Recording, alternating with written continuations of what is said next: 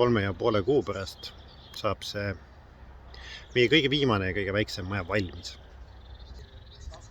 Ja see maja saab olema äge. Nagu igas korralikus majas on ka siin kõigepealt esik. Kui üleriided on siia ära pandud, siis jõuame maja sisemusse, kus meid ootab ees suur avaruum.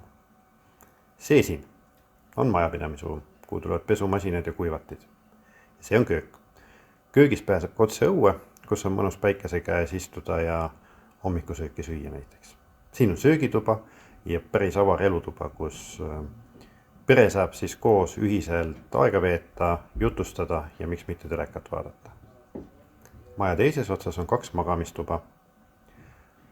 Praegu ladustame siin aknaid, aga peagi need lähevad sinna, kus on nende koht.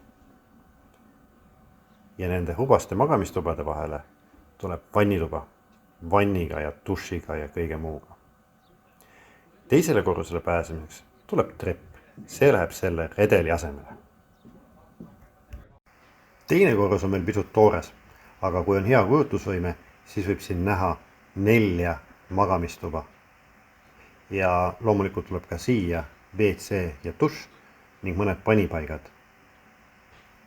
Ja lisaks muidugi ka trepihall, sest kuidas muidu siia ülesse pääseks. Aga see pole veel kõik. Meil on teine maja veel.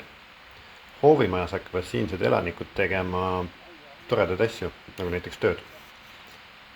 Ja põhimõtteliselt on tegemist kodukontoriga. Aga ka see ei ole veel kõik, sest meil on veel ka hoov, kus on mõnus aega veeta. Kuidas see kõik välja hakkab nägema, saame näidata juuli lõpus, kui majad valmis.